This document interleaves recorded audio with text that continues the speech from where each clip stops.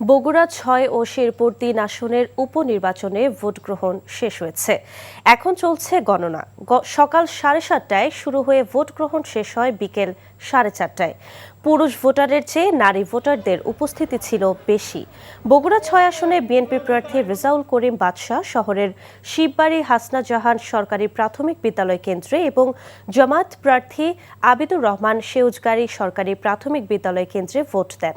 দুপুরের দিকে ফলাফল শিটে অগ্রিম স্বাক্ষর নেয়ার অভিযোগ করেন জামাত প্রার্থী। পরে জেলা নির্বাচন অফিস থেকে নতুন ফলাফল শিট দেয়া হয়েছে। এদিকে শেরপুর ৩ আসনের দুপুরের দিকে অনিয়মের অভিযোগ তুলে নির্বাচন বর্জন করেন জামাত প্রার্থী মাসুদুর রহমান মাসুদ। সংবাদ সম্মেলনে তিনি অভিযোগ করেন বিভিন্ন কেন্দ্রে তার এজেন্টদের বের করে দেয়া সহ মারপিট করেছে বিএনপি নেতাকর্মীরা।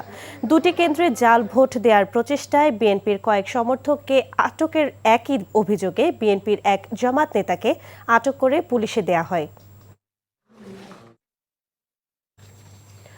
বগুড়া ৬ আসনের ভোট গ্রহণের খবর জানতে যাচ্ছি, সেখানে আছেন আমাদের সহকর্মী আতিকুর রহমান সোহাগ। সোহাগ, ভোট গ্রহণ তো শেষ হয়েছে, এখন গণনা কি শুরু হয়েছে কিনা আমাদের জানাবেন।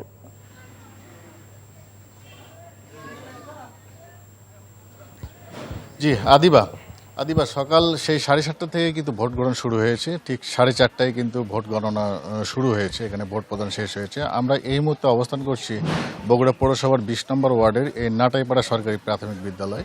আমার পিছনে দেখতে পাচ্ছেন যে আসলে এই কেন্দ্রে কিন্তু ইতিমধ্যে কোনো ভোটার আর নেই, বন্ধ করে দেওয়া হয়েছে। ভিতরে ব্যালট পেপার ঢালা হয়েছে এবং সেগুলো বাছাইয়ের কাজও চলছে। আর কিছুক্ষণের মধ্যেই কিন্তু গণনার ফলাফলও জানা যাবে।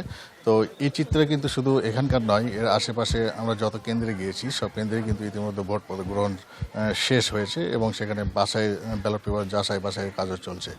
তো আমরা বিভিন্ন নেতৃবৃন্দের সঙ্গে কিন্তু কথা বলেছি, যদিও জামাত প্রার্থী নানা অভিযোগের কথা বললেও সেগুলো খুব একটা প্রমাণিত নয় এরকমই বলছে বিএনপিরা। যদিও বিভিন্ন এজেন্টদের হুমকি ধামকির কথা বলা হলেও কিন্তু কোথাও কোনো এ ধরনের অভিযোগের কোনো সত্যতা পাওয়া যায়নি। তো আমরা এই মুহূর্তে এখানে কিন্তু আমার পিছনে যে কেন্দ্রীয় রাজশাহী বিভাগীয় ড্যাবের যে সমন্বয়ক এখানে রয়েছে ডক্টর মোহাম্মদ শাহজাহান আলী, উনি সকাল থেকে কিন্তু বিভিন্ন এলাকাও পরিদর্শন করেছেন। তার সঙ্গে আমরা কথা বলেছি, উনি বলেছেন যথেষ্ট সুষ্ঠু এবং শান্তিপূর্ণ বেশ উৎসবের আমেজেই কিন্তু ভোট গ্রহণ অনুষ্ঠিত হয়েছে। আর এই কেন্দ্রে কিন্তু প্রায় 3900 ভোটার ছিল এবং বিপুল সংখ্যক পুরুষের চেয়ে নারী ভোটাররাই কিন্তু বেশি এখানে ভোট প্রদান করেছে এবং ব্যাপক উৎসাহ উদ্দীপনার মধ্যেই। তো আর কিছুক্ষণ পরেই ফলাফল জানা যাবে। এরপরই আসলে নেতাকর্মীদের যে উচ্ছ্বাস, তারা তারেক রহমানের এই আসনটা ছেড়ে দেওয়া আসন আবার তাকে ফিরিয়ে দিবে রেজাউল করিম বাদশার মাধ্যমে, এমনটাই উচ্ছ্বাসই তারা রয়েছে। আদিবা, জানছিলাম ভোট গ্রহণের খবর।